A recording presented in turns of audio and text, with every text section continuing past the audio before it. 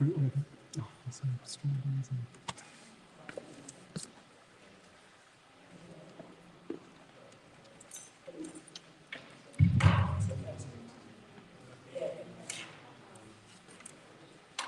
Is it going to move it into Facebook and stuff?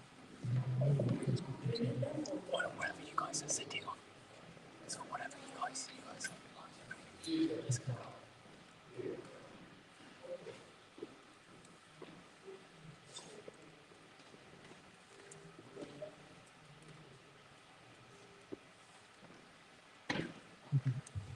Is it going to be on Facebook as well, I think? Right.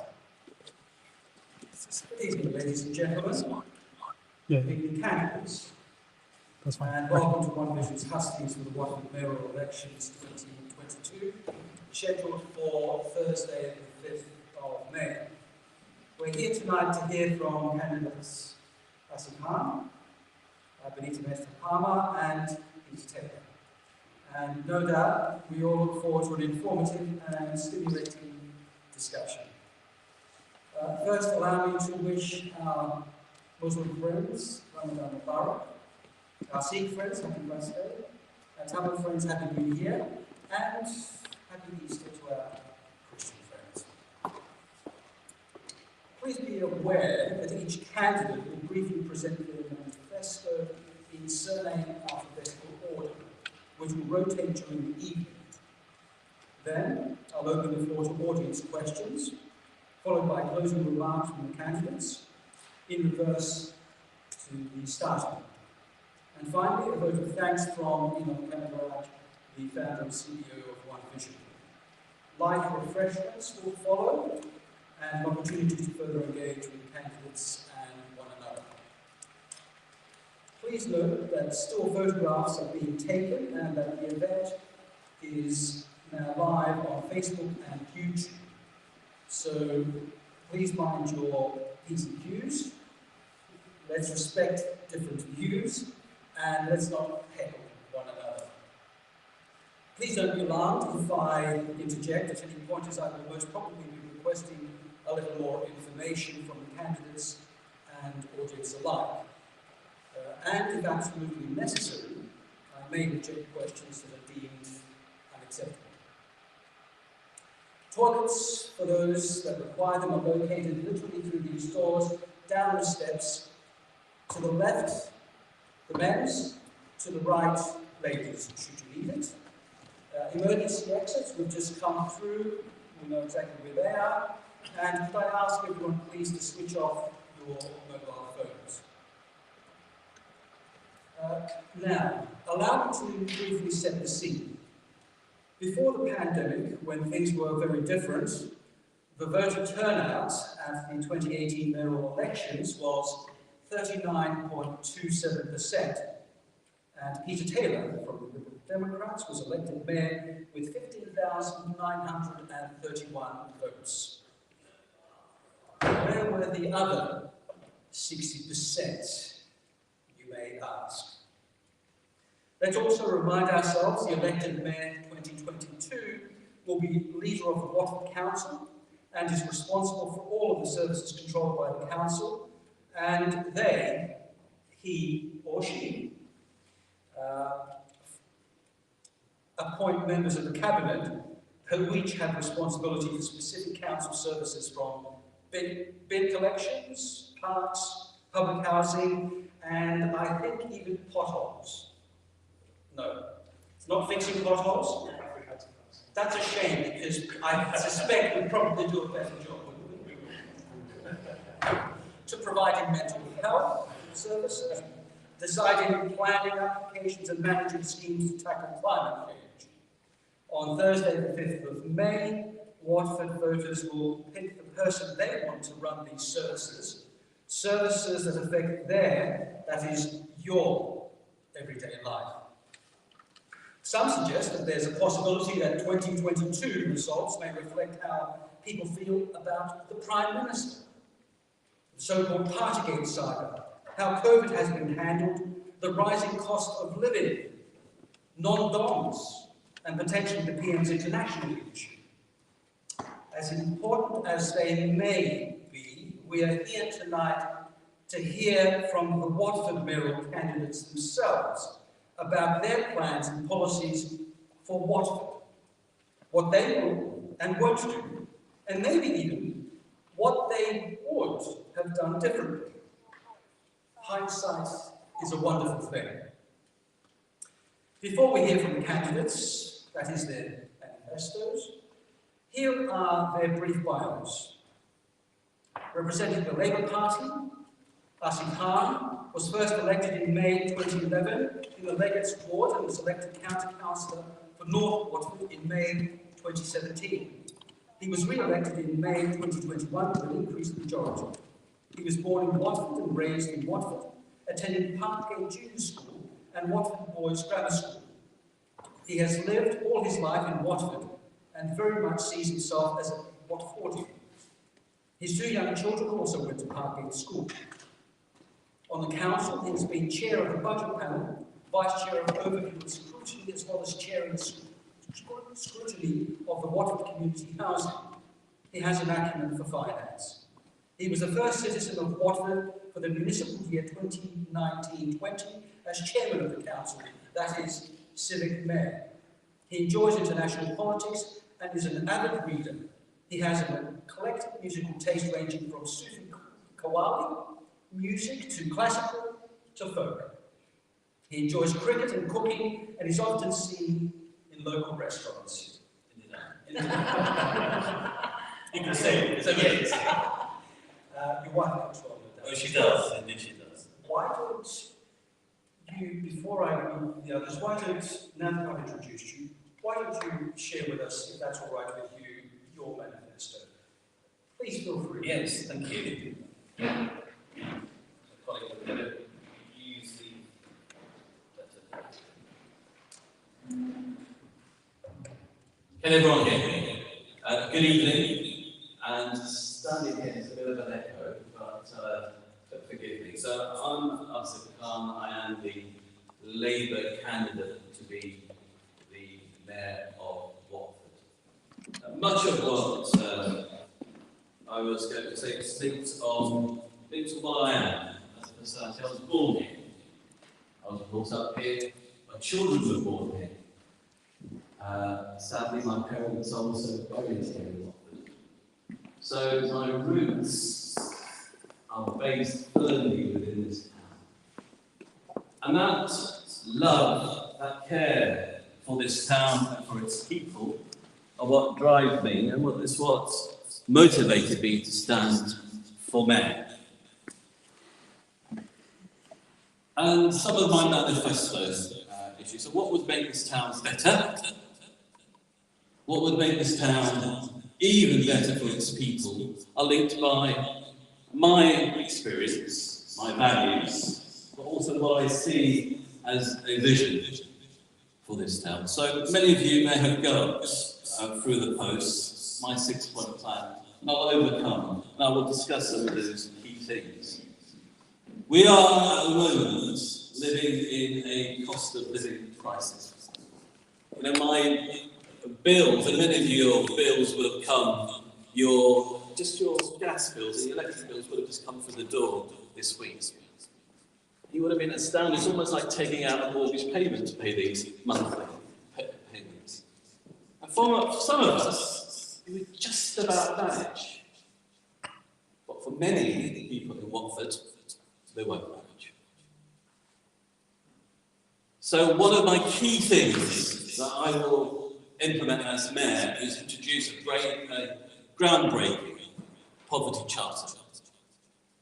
A charter with the aim to eliminate child and pension poverty in this town.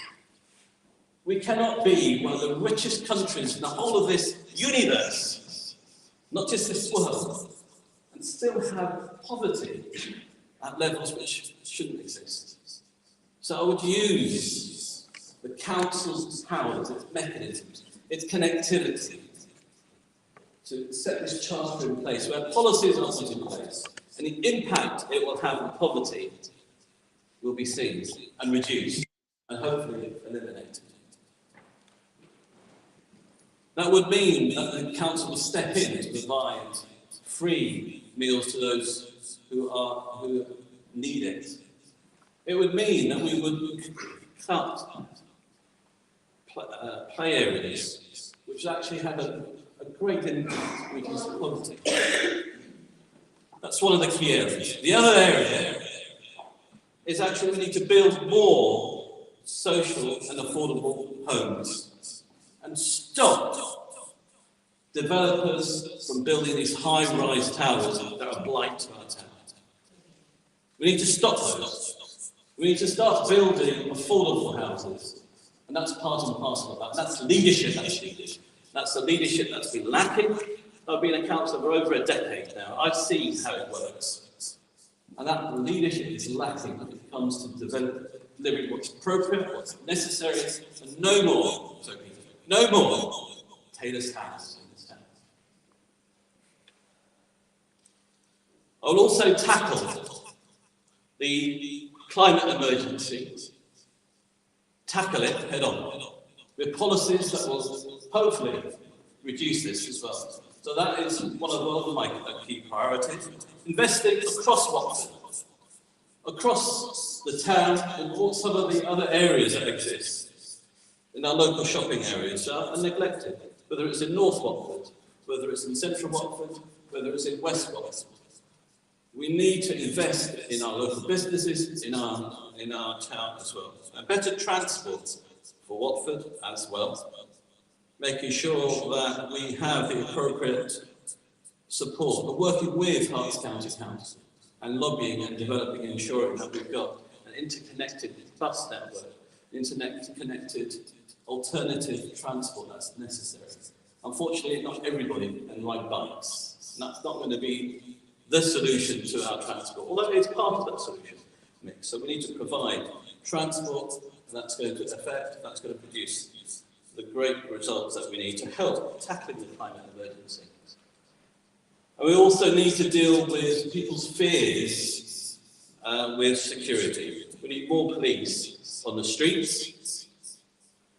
As Mayor, I would fund more. I would work with the Hearts and Crime Commissioner to get more policies into place. And I'd also ensure that we work much more closely with the county council, with the police, to ensure that we have a safer street across the whole of the town. People are afraid about burglary, which is almost burglaries are happening, and 95% of them are undetected. That's a shame. We have a nighttime economy in Watford. We have the Hertfordshire and also West London. What we need is to ensure that the resources are necessary to deal with that, and that is where that leadership comes in as well. So that's a flavour of some of my 6 key points, and hopefully we can have some more discussions about this. So thank you for your time. And it's about 5 minutes. Thank you so much. Thank you, everybody.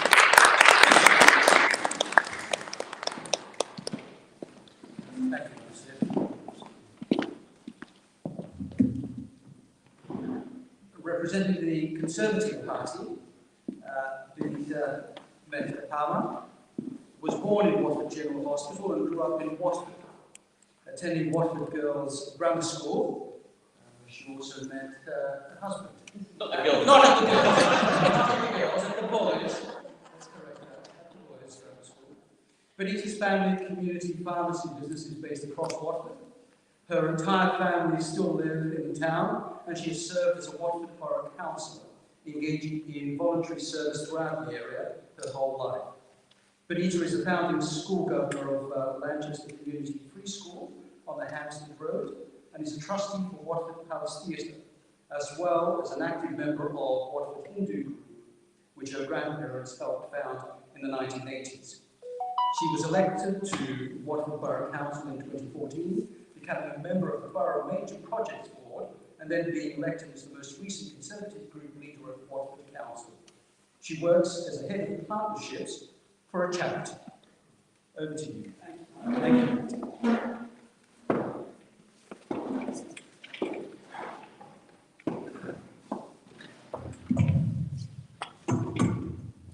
Good evening, everybody. My name is Benita Palmer, and it's my privilege to stand before you this evening. I must start by saying that my thoughts and prayers are with all those who are affected by the war in Ukraine. So just a little solemn silence for them for a moment. But given One Vision are hosting this evening, for which I'm very honoured and privileged, as a woman of faith myself, as a Hindu lady, it's a very auspicious day in the Hindu calendar, and I started this morning with Prashant, our candidate in Meriden, at the Watford Velaram Temple in Watford. So it's brilliant to be here on an auspicious day where we're celebrating the Tamil New Year, the Nepalese New Year, the Thai, the Cambodian and Lao New Year, but also Happy Vaisakhi to our Sikh friends and community. Of course, Ramadan Mubarak to the Muslim community, and a blessed Maundy Thursday and Happy Easter to the Christians celebrating. As a lifelong resident of Watford, I am so proud of this town that we live in. We've got so much going for us, and I truly believe in the potential of our town because it's made me who I am. But as someone who's chosen to build my future with my husband here in Watford, I see some of the decisions being made are not taking us in the right direction. Instead, I think that we can move forward to something that is something we can be proud of forever. I see some changes being made which are irrevocable, especially to, for example, the skyline of Watford. As someone who grew up here, I'll always remember the YMCA tower dominating the skyline here in Watford. But now we're seeing towers go up, which will be more than twice its height. So that is why my key manifesto point is for appropriate development, not overdevelopment, and including infrastructure that goes alongside this so that we have the schools, the GP surgeries, and the roads to fulfil the needs of the new residents of Watford. My other points in my manifesto are working closely with the Police and Crime Commissioner, as well as Hertfordshire County Council and the MP, to ensure there's better policing and safer streets here in Watford. Someone that's lived here my whole life and have family across the town, I know that crime, although it's reducing here in Watford, the fear of crime is something that people are still rightfully concerned about, and we must do more to tackle that. Thirdly, something that's really important to me is getting value for money for our taxpayers' cash. Instead of wasting money on vanity projects, unfortunately, as we are seeing throughout Watford, we need to cut council tax, and that is what I pledge to do. Part of that is axing the gardening tax, which I see as an unfair stealth tax across Watford. As someone with a local family business here in Watford, it's really important to me to back local business, and that is what I pledge to do. Saving Watford Market is something that goes alongside that, and as someone who was councillor when some people in the council unfortunately made the decision to move the market to a back alley of this town, is something that I deeply regret and something that I want to make sure in changes to ensure that Watford Market retains its place in the heart of our high street. I'm very proud that Watford is a county market town, and we mustn't let that status eradicate. It's also very important to me to ensure that Watford becomes a centre for health excellence.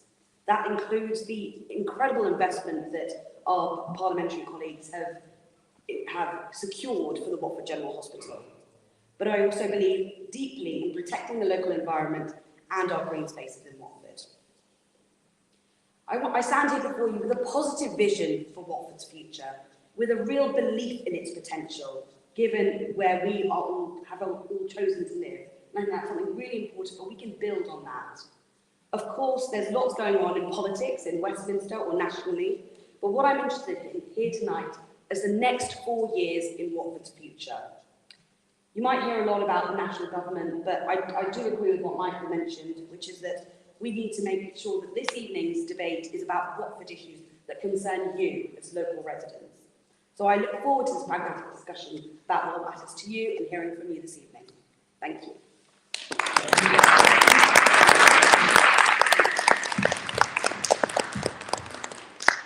Thank you, Benita.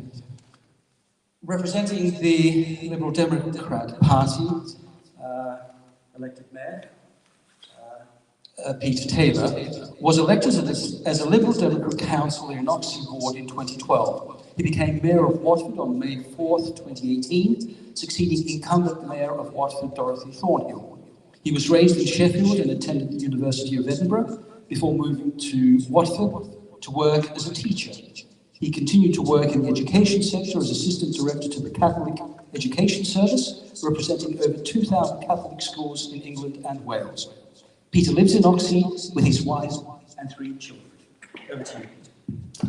Thank you. Do you want to use the microphone or not? Do you want to use this one? This one. Well, it's good to see you all in this school's environment. It does remind me of the fact, speaking last, I was always at the bottom of the register with a surname like Taylor, but I was the only one who was kind of doing this 4 years ago. And thinking back to the manifesto those 4 years ago, can I just check, did anyone come to a hustings for the last mayoral election? Benita did, but did any of you? I'm glad to see Enoch and Yogesh and Linda. And in that election, I had a very clear manifesto with a number of commitments. So the first one was to have a bike share scheme, which we've delivered, 200,000 journeys now on barrel bikes, the first ever electric bike scheme in the country that was open to the public. I said I've increased the number of green flag parks by 5. We've actually increased it by 7. We've increased it by 6 to 17. We've got more green flag parks than anywhere else in Hertfordshire, so do tell your friends in St Albans about that. I said we'd improve things like Clarendon Road and Market Street, which we did. We also said we'd work with New Hope and YMCA to reduce rough sleeping and homelessness, which we've done very closely working with them, and make Watford a more dementia-friendly town. I said I'd do all of this while making sure that Watford's share of council tax never went up by more than inflation, and we have achieved that. For the last 2 years, Watford's council tax has been the lowest increase in Hertfordshire. Of course, going back to 2018, I could never have anticipated COVID, which changed everything, and when I look back over the last 2 years, I think right back to the start of 2020 and how we immediately refocused what the council did to concentrate on important priorities. That was making sure that key services carried on. We made sure that the bins were collected every single day as they were due to. We supported the NHS with pop-up clinics. We've had 100,000 vaccinations at the town hall over the last few months. We backed businesses by paying out over £36 million to 2,000 businesses. We helped those in need with the Watford Health Scheme, so some of you might have seen we did lots of fundraising with the Watford COVID appeal and raised £200,000 through that. We also made sure that the town stayed together. Watford's a fantastic place with a really strong sense of community, and we made sure that there were a range of activities to keep people connected, which I think was really important for people's well-being in a very difficult period. But it's not about looking back, it's about looking forward, and so I do have the Liberal Democrat manifesto for the next 4 years, standing up for Watford. I'll talk very quickly about some of the highlights in that. The first one is securing the investment in Watford General Hospital. That we've talked about it for many, many years. We actually to see those new buildings being delivered. We now have a new multi-storey car park. That frees up space where the current car park is for the new buildings, and I've been working really closely with the MP for both Watford and St Albans, with local council leaders to make the case for that investment. We must make sure that's achieved. We must fight the unfair housing targets. I know that I see you've apologised before using the phrase that's been used in opposition leaflets, but the truth is the Watford's housing target has been tripled. I've had letters from the Minister telling me often we're not building enough. We've had powers removed as a consequence of that. We see high-rises right across this region. Watford isn't alone in this, and we actually should be uniting across party to make the case to say actually we need to build some new towns with the infrastructure in place, not cramming gold development on places like Watford. And I'll continue to make that case and accept the reality rather than playing politics with it. We also need to cut congestion and, of course, respond to the climate emergency. We've got a target to be carbon neutral by 2030. It's important that we deliver on that. We're going to continue investing in our parks. We've got plans to invest in Woodside and Meriden Park in particular, and I want to end rough sleeping in our town. We have seen a big reduction, but we must now aim to have nobody sleeping rough in Watford. And the final thing is on cost of living. I think the most important thing is that we make sure that council tax, Watford's share of council tax, continues to not rise by more than inflation. As I said, we've had the lowest increases in the county for the last 2 years, and my commitment is that inflation, council tax in Watford will never go up by more than inflation for the next 4 years. So we've got an ambitious plan. I'm proud of what we've achieved in the past, and I look forward to to this debate this evening. Thank you, Michael. Thank you. I trust you found all three presentations enlightening. It's your turn now to quiz the candidates. We'll follow the same order as the candidates spoke, but start with an audience member that is currently undecided. Is there an audience member that is undecided? If not, I'll assume that role. Followed by a Labour audience member, then a Conservative and a Democrat, and thereafter rotate accordingly. I would ask if you'd please raise your hand to ask a question. When called upon, please state your name and any affiliations, followed by your question. But please wait until the microphone is brought to you. Can we have our first question, please? Is there an undecided voter amongst us? Is there an undecided voter amongst us? There doesn't seem to be an undecided voter amongst us. I won't ask if we... I'm sorry? I will ask that question. One of the issues that was raised, I think, by all three candidates, well, there were a number raised by all three, but one of them, as previously said and mentioned this evening, high-rise buildings have shot up all over town, and that Taylor's Towers didn't just happen by chance. Benita, I'm not sure if she said this evening, but has said, overdevelopment mistakes are leading to a mini Manhattan in the centre of town. And Peter said, let's build new towns, not high-rises. Plus, we will fight the unfair and unrealistic housing targets set for Watford by central government. Now, it seems that everyone agrees that Watford's planning and development rules and regulations are not up to scratch. So what are we doing wrong? What can we improve? What is the solution? Should we start? And we'll pass it along. So planning is a major issue that there's been a failure to address it. A failure of leadership, a failure to challenge when it was needed to be challenged, a failure to build the old rules. There's meant to be a 35% social housing criteria when you build new builds. I'll be staggered to see any of that being developed by this council. It hasn't. It had a high building policy, mysteriously dropped. It's been an utter failure of leadership, where it gets to the absolute silly position where you've got the council approving and supporting approval, you've got local Liberal Democrat councillors campaigning against their own council in particular wards. It's an utter shambles, and that shambles is at the top. I will bring that leadership where you knock heads, you work constructively with the Member of Parliament, where you work with the County Council, where you challenge much earlier than the last day knockings. That's what I will bring, and that's what's damaged this town. And it's going to challenge and change this town, unfortunately, forever. Forever. Because these towers are going up and they've been given permission. That's where I'd come in. And that's where that leadership developed. Absolutely, we need to build more towns across the country, absolutely. But we're talking about Watford. So what are we going to do with Watford? So that's the key thing. I would absolutely play hard with developers.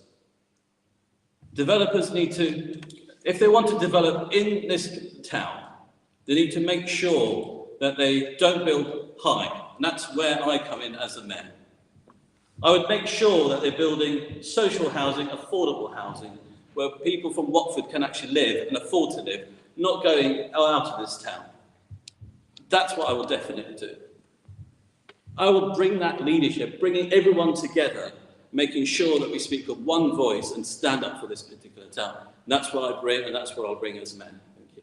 Thank you. Benita.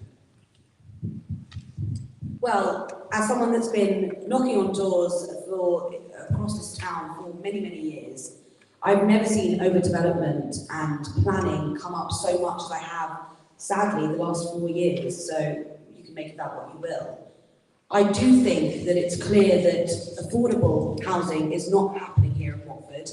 And what's a big shame to me is that someone who's grown up in this town, I see a lot of friends unable to buy houses in their hometown and have to move further afield to the likes of Hemel and, Apsley, Berkhamsted, etc., because they cannot find a home in their hometown that they can afford.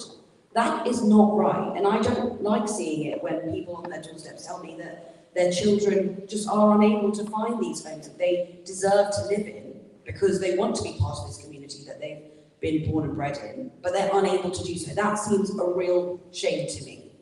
So I think it's a key issue. It's my top issue in my manifesto, and I think many of us will agree, given, as Michael mentioned, we did all tackle it in our opening speeches, and I know we've been debating it for many, many months and years, haven't we, gentlemen?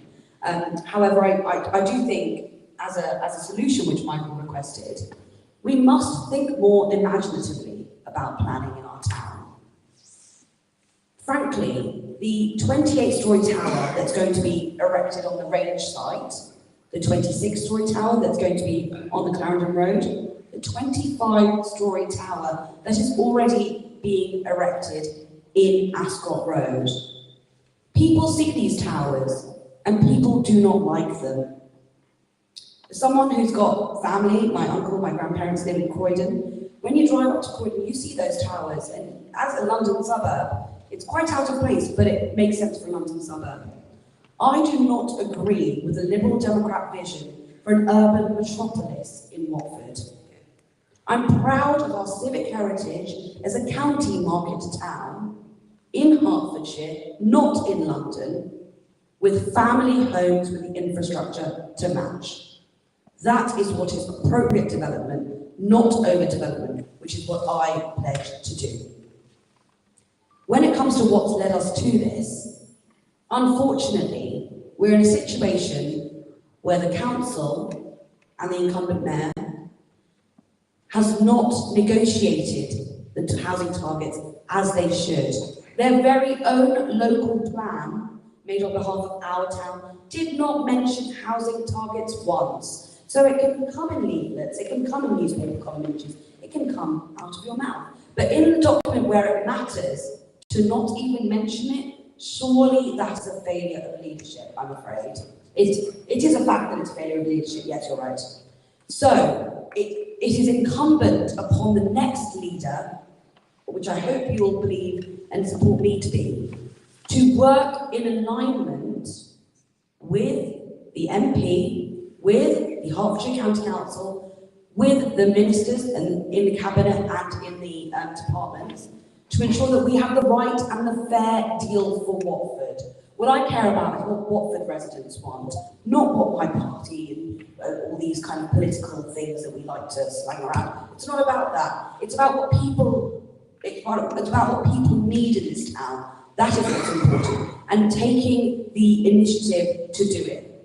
Real leadership, but not a local plan that was years out of date, approved in 2022, starting in 2018. That doesn't make sense at all to me, 4 years late. And then when you're 4 years late, of course you're playing catch up with the housing that we deserve, which is why these towers are springing up all over the place. And it's unfortunate, Peter, that Taylor's Towers is coming out of the mouths of the local residents. People see that, and it's a real shame that this is happening, because people do not want this for the future of our skyline and the future of our town.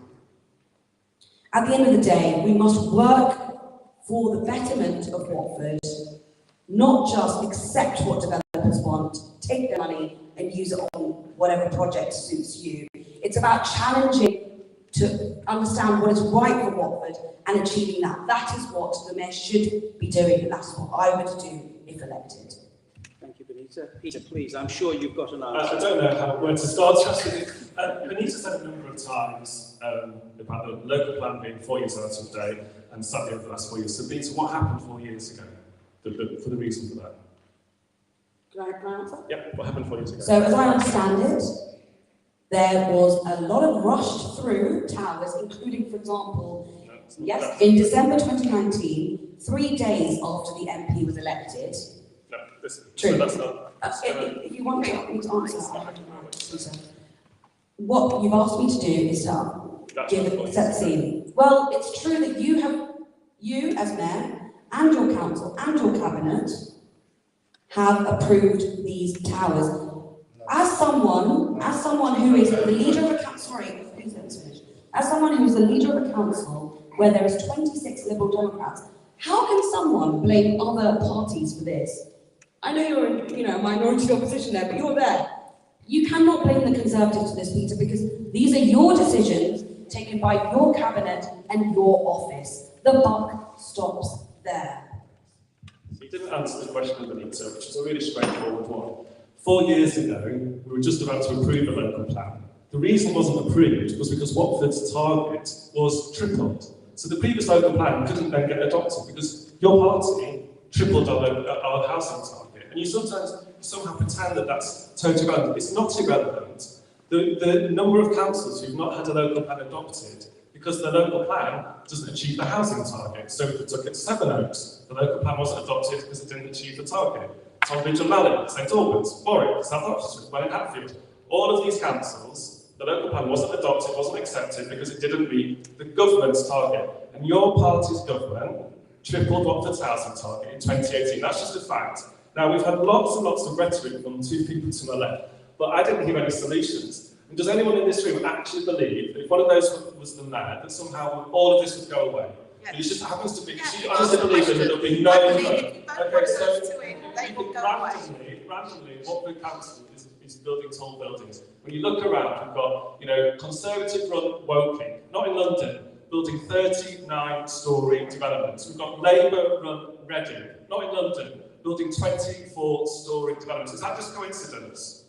Sorry, are you talking? It's not just coincidence. It's a consequence of national politics. It's a consequence of high targets, limited space, loss of local power. It's a consequence of those national situations. It's not just happened by chance. And then we have the ludicrous situation of the Conservative MP for Watford. So they're telling me, you can just negotiate it. If you just talk nice to the government, it'll all be fine. Well, there's actually a local, there's a national planning framework that sets out how you can reduce your targets. And it explicitly says, not in Watford's situation, no town like Watford has ever had its target reduced through the local plan. We took independent legal advice on it. So a QC pointed out, paragraph 11 of the National Planning Framework says, this is how you can reduce your target in these circumstances. So I'd love to hear from Benita which of these she thinks applies to Watford. So it's a finite list. So only on these grounds can you reduce your target. This is the list. It says, are your sites of special scientific interest? Have you got outstanding natural beauty or a national park? Have you got a designated heritage assets? Or do you have, this is the last one, a heritage coast? So I'm presuming that one of those Benita believes applies to Watford. Thank you, Peter. You asked about the targets. Can you just answer that question? Does one of those apply to Watford? Did you try, Peter? You did not try What basis? Which of those applies to Can I just Watford? say, it's too little too late, Peter. Just, in retrospect, talk to a QC after you've submitted a document. After you've submitted a document which does not even mention some... Okay, it does... We asked for no heckling tonight. Okay, all right. It is too little... No, if I may, just for 1 moment, please, Michael. It is too little too late. The least you could do is try. I would certainly try.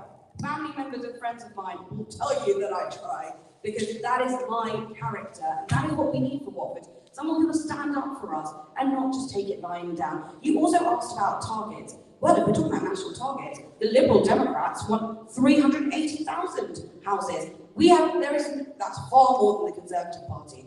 So we must, if you want to take it there, Peter, I'll take it there. It's also very important to ensure that we have more houses in Watford. We know we need it. It's appropriate development, not overdevelopment that we need. And the solution that I have, as asked by Michael, you asked me again, Peter, I'll answer. We need to be more imaginative. I see the high street as somewhere where we can have high density, low rise housing. That would be appropriate. We need to ensure that given that Peter is unfortunately the mayor that lost us John Lewis, or Truant as it was when I was growing up, we need to ensure that we keep the high street thriving.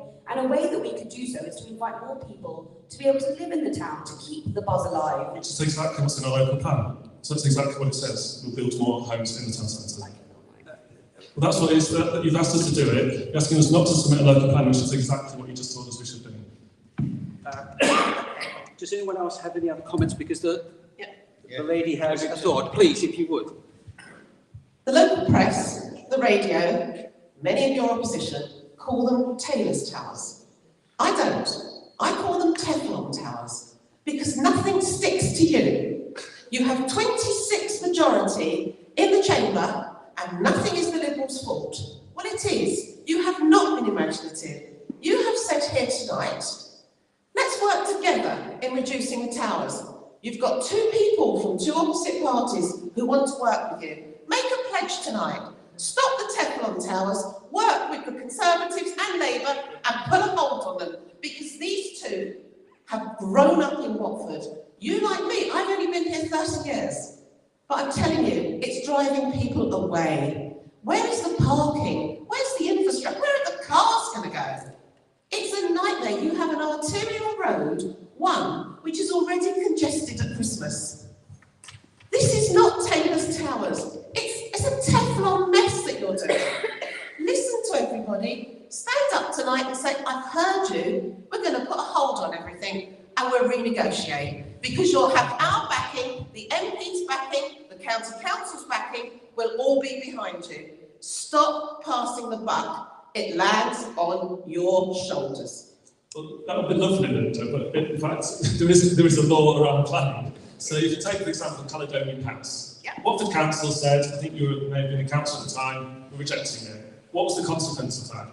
What happened? What happened was they appealed, the government approved it, we had to pay thousands of pounds. So you have got the, you could just say, every single time a planning application comes forward, we'll say no. All that means is every single one's decided by an inspector in Bristol, 90% of them are approved, and you lot, us, we have to pay thousands and thousands of pounds. I don't think that's leadership. I think it actually just means we're paying lots of money and having lots of development anyway. Putting towers up isn't leadership. So we've got a local plan that actually sets out how we're going to have greater power to restrict the number of high-rises. And that was a local plan that Labour interposed, that was backed by every other councillor, and actually does have more power to control the height of these. I think there's a real misunderstanding. People seem to, people talk about the Lib Dem vision, as if we've woken up one morning and said, I know what I'd love to build some really high towers. That is not a Liberal Democrat vision. That is a consequence of national targets, national policy, and actually we've had power taken away from us, because believe it or not, you're saying we've built loads and loads. I've got letters from the Minister telling me off saying you've only built half of what you should have built. The last letter I had from him, it was not from the current one, it was from January. This is what he said to me. Let me just quote, because this is what the Conservative ministers are writing to me. They're saying, Mayor Taylor, you're not delivering, you've only delivered 48%, you need to be building, you're not building enough, you should consider all options available to you to increase housing supply. That's what I'm getting from national government, and then I've got Tory locally telling me that we're building loads. You need to sort out, and actually our MP should be doing it as well, saying actually all the pressure should be on places like Watford, we should be building new towns. I've made that point time and time again. I've never once heard Dean Russell say that Watford's target is too high. He should be saying that.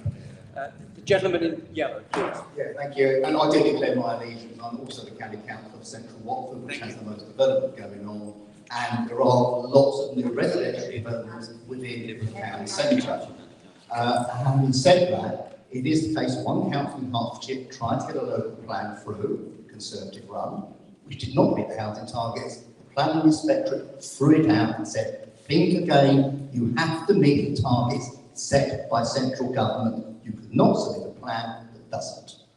Now, is it also not the case, basically, in the South East, too much housing is being put upon the South East, whether it be in Watford, whether it be in neighbouring authorities, which have also pulled their local plan run by the Conservatives. So everyone's facing exactly the same problem. But the bit I want to make the point of, it suggested the mayor has control over planning.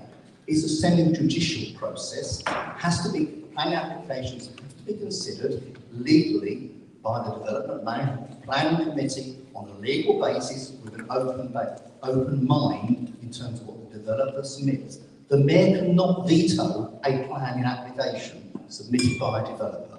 It's not the case. And I'm afraid if the candidates on the top table don't understand that, then they don't understand the process of local government. And if that plan is refused, the developer, not residents, the developer has the opportunity of appealing to the planning inspectorate.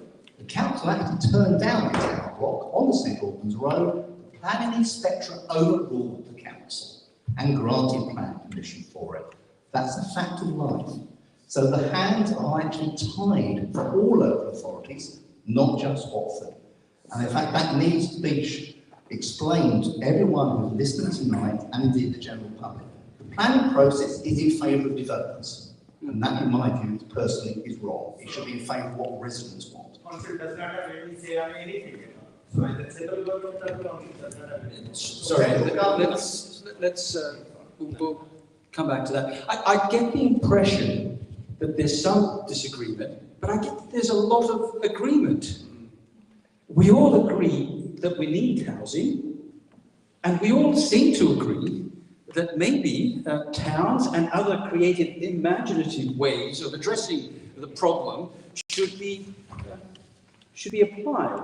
So maybe the madam's suggestion of coming together, three heads is better than one, I don't know. But it seems that there is disagreement, but that there is also agreement, and maybe we need to address that. Did you want to say something? Can I just correct you? That wasn't my statement. That was actually Peter Taylor's statement, that we should come together, work together to stop these. Even better. Even better. It can come in, you know. And there's the last point, because we've got... Look, We'll then have someone from the floor to let you know. Thank you. I slightly know how the planning system works. I've been doing it for about this whole business for about 11 years. On the county council, I'm one of the Labour spokesmen for growth, infrastructure, planning. And so I've got a little bit of things. How does it work?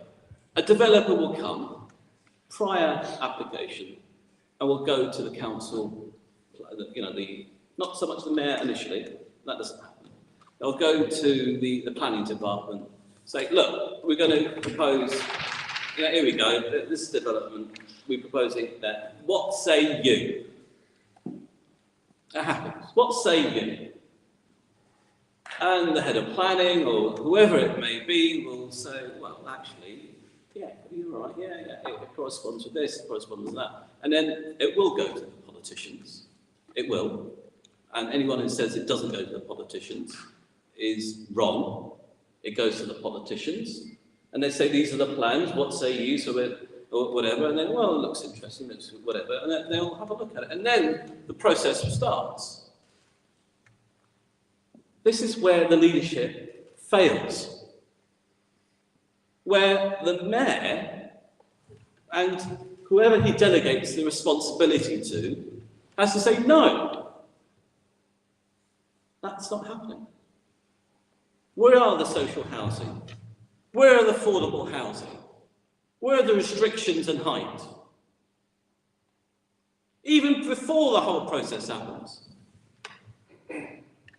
It's not happening. And that's the failure in leadership, and that's what I would bring as mayor. Yes, you challenge. Yes, you have your arguments. Yes, you'll work together to reduce this for the betterment of every single resident of Watford. This is not what's happening. And I repeated it, and I'll say something, and then you've got this absolute absurdity of Liberal Democrat ward councillors you know, with we're against this, we're against it, development control, and then the Liberal Democrat Council passes it. It's just utter sham. If you believe it, show that leadership. Show it. That's not what's happening. We seem to have taken quite some time on this question. I wasn't aware that it would be as as deep and meaningful as it has turned out to be. We will carry on with refreshments at the end, but could I ask if there is a question from the floor, because there are 2 or 3 other issues maybe that we should address as well, if you don't mind. Are there any questions from the floor, please? Please.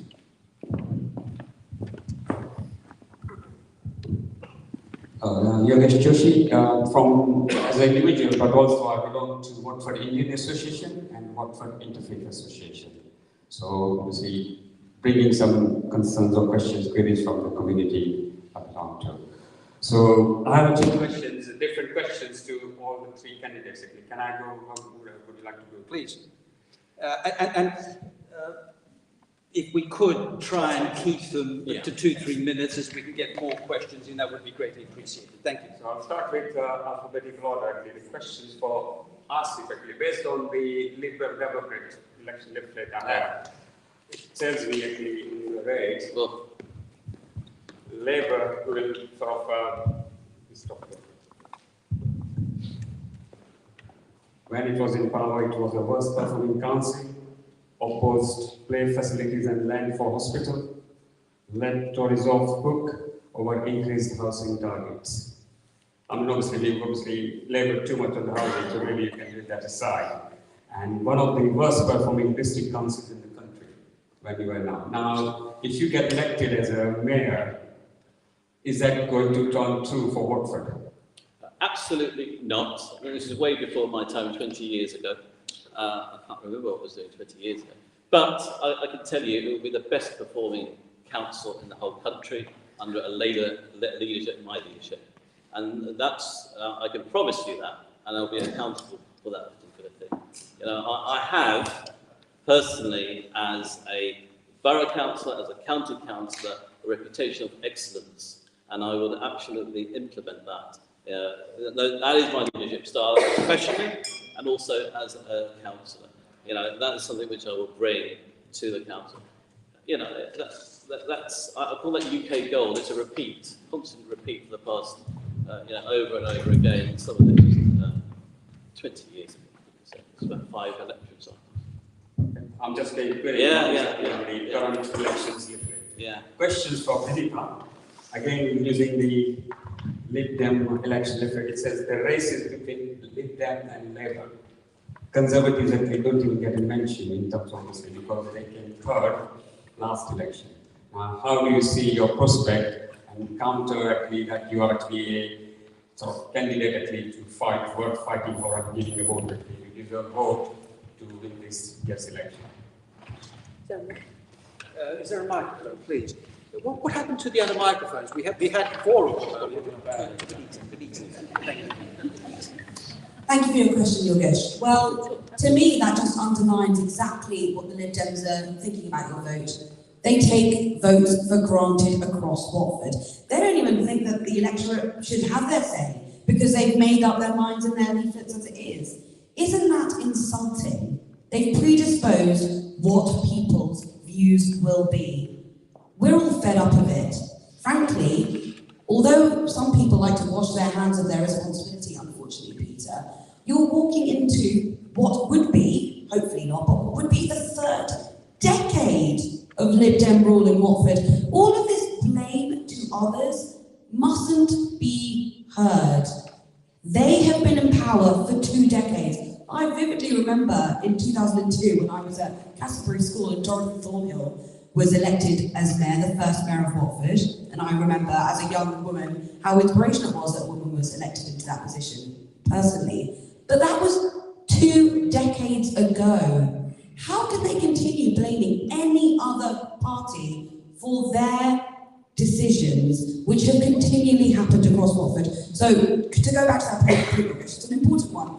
We all love their bar charts, don't they? They're infamous for their inaccurate bar charts. just have a look at Twitter for those. But it's just an insult that the Liberal Democrats will not allow the electorate to have their say without making that point, which is ignorant at best. And last question to Peter, again using the election reflex this time from Conservative Party, Vinita's party. Couple of things actually, and also Vinita mentioned in tonight's meeting as well actually about vanity project actually. So I'd like to know actually what vanity projects you are spending your time as an elected mayor. And the other thing is use of council's publications and also the social media to turn into a kind of a Liberal Democrat Party publication, at least propaganda at least. So is that true, or how do you counter that sort of information which is often shared to the voters of Watford? Yeah, thanks, Nish. And picking up a couple of those things. So the vanity projects, the vanity projects are implementing my manifesto. So if it's wrong to have, barrel bikes, then surely it's wrong that I stood on a manifesto and then I said, I was going to do this when I was elected, and then I got elected and I did it. And then the Conservatives turn around and say, oh, it's vanity. I don't think it's vanity to listen to voters, to hear what they say, to get a result, to then implement what you say you're going to do. We've got a government who actually made a number of commitments in their manifesto aren't sticking to it. I actually stick to the promises that I make in my manifesto, and then some people turn around and say that that's vanity. I don't think it is. I think it's about respecting voters. I've just been accused of taking voters for granted. I think the reason we win elections is because precisely the opposite. We don't take voters for granted. The party is out knocking on doors all year round, sorting out issues, delivering leaflets, listening to residents. You don't win elections by taking voters for granted, and then apparently just talking about the results of the last mayoral election is ignorant. It's just a fact that the Conservatives were a distant third in the last mayoral election. On council communications, since I became mayor, we've cut by a quarter the budget for council communications. There's fewer magazines that go out from the council. Again, I think it's strange that I get criticised from the Conservatives for being accessible, out there, talking to residents about what I'm doing. I've had 50 Facebook Lives so anyone can just log on, ask me questions. I've had 250,000 emails since I was elected. I think it's actually really important that as the mayor of the town, you're approachable, you're accessible, you're telling people what you're up to and you're listening to them. And it's disappointing that I can understand it's party politics, but people turn around and say, oh, it's vanity or it's outrageous. We've cut the budget of the comms unit. It's why we've managed to keep council tax under control, one of the many reasons. And that's the vanity projects. I'm proud of the fact that I stood on a manifesto and I've implemented those commitments. Benita, did you want to say something before we take another question? To just clarify on vanity projects, it's clear that things like everyone knows the bridge to nowhere up the top of town, that bridge across the pond, which is millions spent on it. Peter, I'd love a clarification how many millions you spent on that again and again. Oh, it was. So those projects are not acceptable. It's quite. I actually enjoyed Peter's comment back to someone on social media who said, for once, he's not there for a photo opportunity, which is often the case. Because you admit that is the case, it's photo opportunities. Instead of value for money and delivering on the services that we require. Cost of living is crucial for us and continues to be, and unfortunately, will become even more important as the years go on. It is important to not spend taxpayers' money on these photo opportunities, on these magazines, cover to cover Lib Dem propaganda, which are paid for by taxpayers. I can assure you here tonight that the leaflets sent out by the Conservative Party are spent, and the money is spent of Watford Conservatives, not of taxpayers. And it's cheeky, is me being kind, but it is extremely cheeky and very disappointing when we receive literature which is branded Watford Borough Council, but is covered head to toe in yellow. And something I'll pledge tonight. I'm here, standing here, to be Mayor of Watford. That is a privilege for me. I would love to represent my hometown in that way. But I would be the Mayor of Watford, not the ex-Mayor of Watford. It is an independent role. It should not be made party political. And I would pledge to reduce the Mayor's office, if elected, not have thousands, tens of thousands,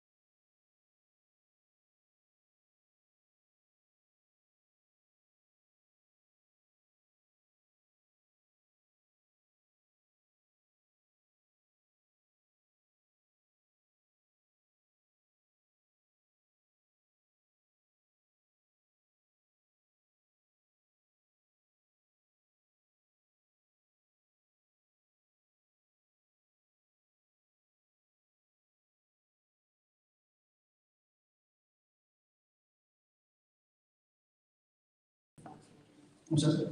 It's up to you, but